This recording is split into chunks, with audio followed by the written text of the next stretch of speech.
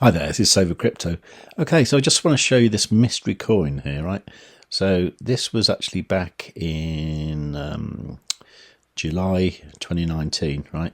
So this coin started off at $22 and it went down to like $1 and it continued like this until the summer of 2020, which is when I became interested in it, okay? Now let's just have a look how it started. Okay, it started like that.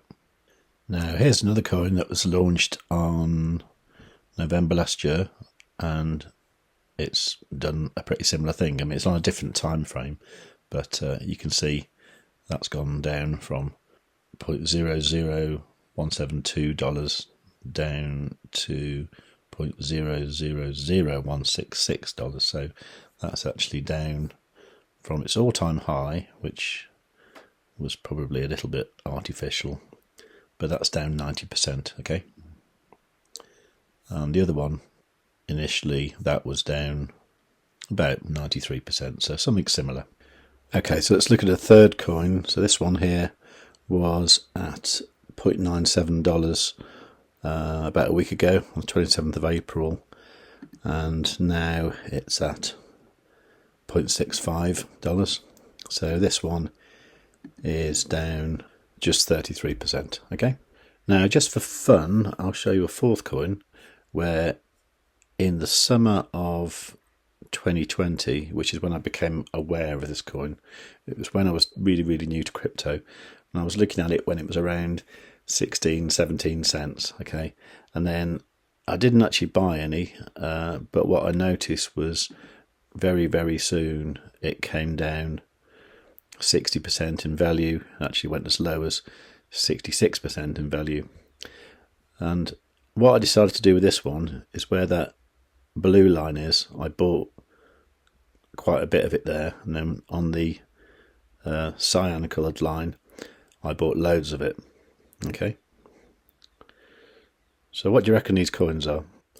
Okay, so I'll put you out your misery. The first one is eGold. Now, what they've actually done here, because this is eGold US dollar on the Binance exchange, it's calculated by TradingView, because up until September the 3rd, 2020, the token was called ERD and it had a different value. It was something like 1,000 times what EGLD is now, but it was only a kind of ratio. It wasn't like a different coin. It was they just renamed it and gave it a different value. So consequently with this one, what I did was I got involved with it when it was ERD. As I remember, what I did was I got involved in a trade. It was when I was just doing spot trading on Binance, and I think I bought it. I think it was in the summer of 2020. And I probably bought it at around $20 or something. And what I did was I kind of got it, and it went up a value, and I thought, oh, brilliant. And then I sort of expected it to go further, but of course it came down. Probably didn't keep an eye on it, and it came down even further, much further, until it was down here. So by then, it had lost 30% of its value. So I was aware of the transition into eGold happening in September 2020, so I thought I'll hang on to it because it's got the word gold in it. It's bound to do really brilliant. And of course what happened was, the day it kind of launched, it went up to $40 and straight away came back down again. And I was thinking, oh God, so I hung on to it. I just thought, well, I've lost half the value there. And I think I'd initially spent about $7,000 on the ERD, and it went down to being worth about $3,000. And when it got down here to $7, in fact, I think it was more like $6 actually, I doubled my bag. And I spent another about $3,500 on eGold down here. So it made it so I had about 600 eGold. Now, when the option to put it in the My Art app came along, I jumped at that. So I had 600 eGold in there. And of course, what happened shortly afterwards was it went up in value to over $100. So I remember last summer, the price was generally $150. So that meant that my initial outlay of about $7,000, $7,000 or $8,000, I think. To get 600 EGLD was worth about $90,000. Not bad, eh?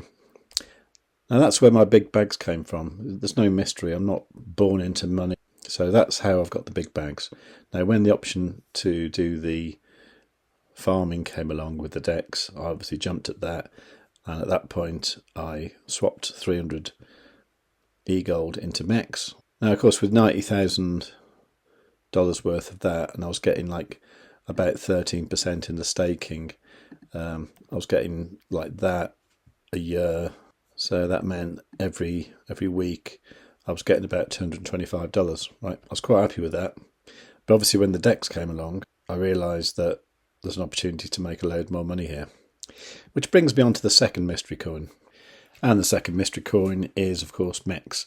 And, a lot of people are down on MEX because they've seen, typically, from this, what was possibly artificially high, they've seen a kind of 90% drop. Bearing in mind, if you've got some farms going, you're making MEX, or at least LKMEX, you're making this for nothing. And bear in mind, this is a similar chart, and we're just talking about 182 days now, and with eGold we were looking over a few years.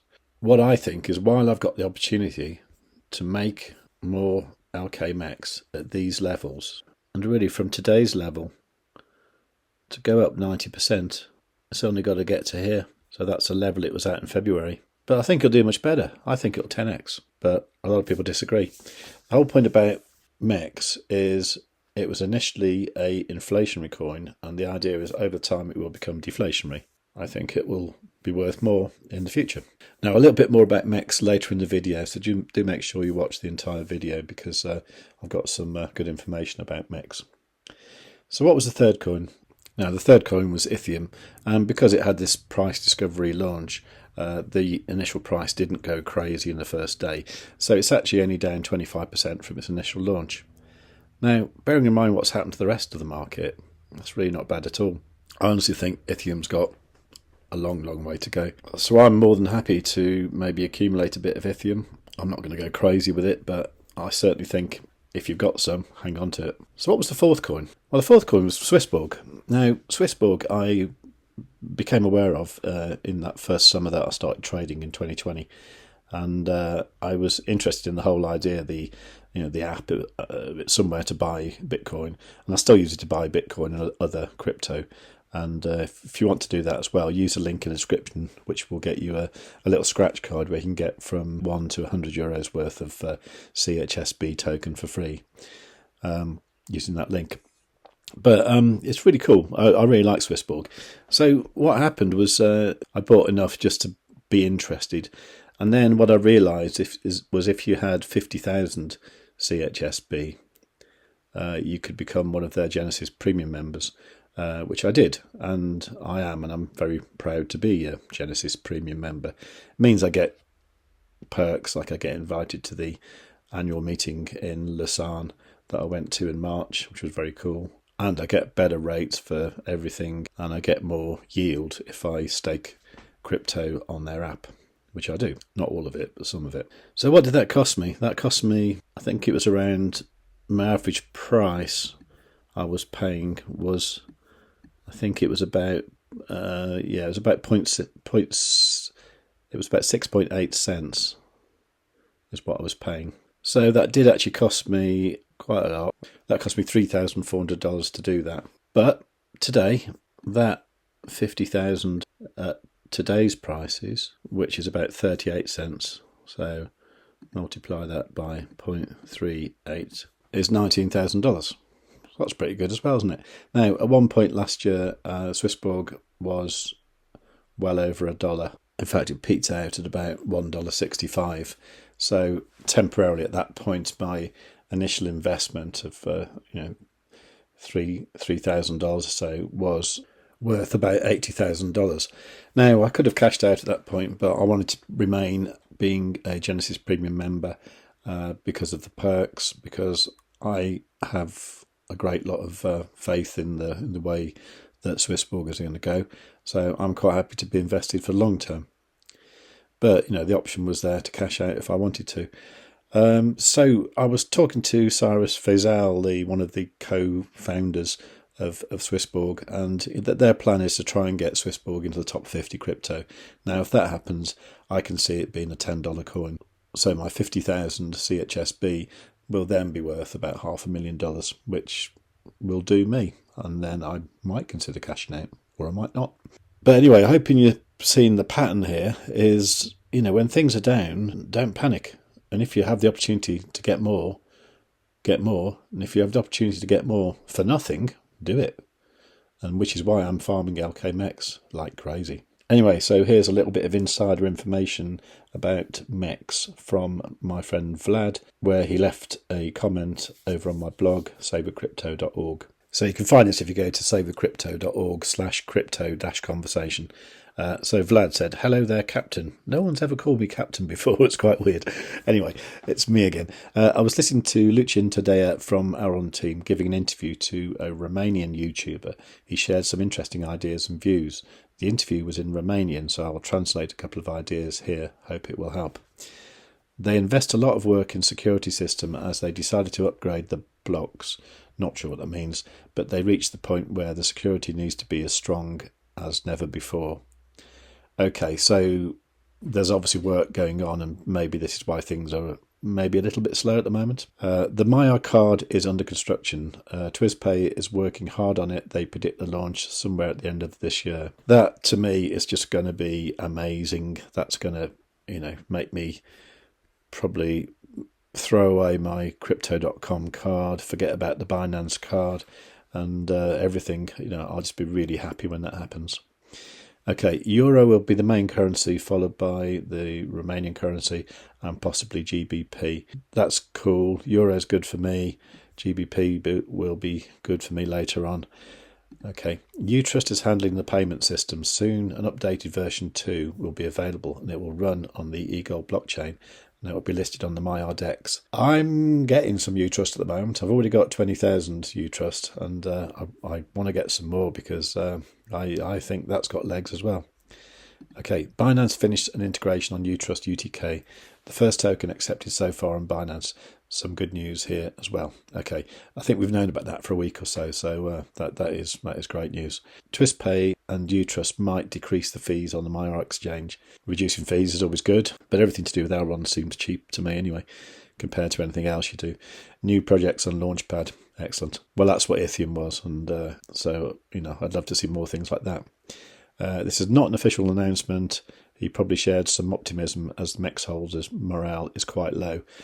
And that's a really good point, actually. So that's the whole point of this video, really, is if you're down on MEX, if you're down on Ethium, which you shouldn't be because it's only like a week old, if you're down on the markets generally, just bear in mind what I've said and what I've showed you with those charts in the initial days and opportunities to increase your bags. And you can see here that, that's how I've got my bags together. And that's about it, to be honest. The only other thing I did was when I first got into Bitcoin, I'll do this in another video, but when I first got into Bitcoin, I realised that it was going to go up quite a lot in value, and I'd been paid for quite a big job I did. So I actually bought 4 Bitcoin. I think I was paying €8,000 for each one, so that's probably about $9,500.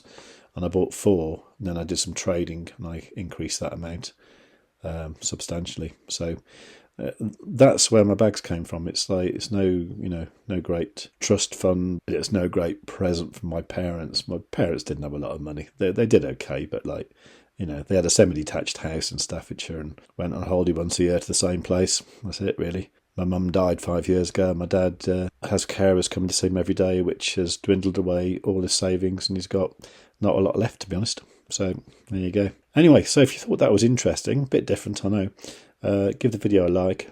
Please make sure you subscribe and you've got the notifications on all, because I think more people need to see these kind of videos, especially at the moment when people are getting a little bit disheartened with what some people are calling the bear market. For your information, I don't think it is a bear market. I just think it's what Coins Kid calls the corrective phase of a bull market. Anyway, that's what I think. But yeah, above all, especially with this one, because I think it was quite interesting, tell your friends.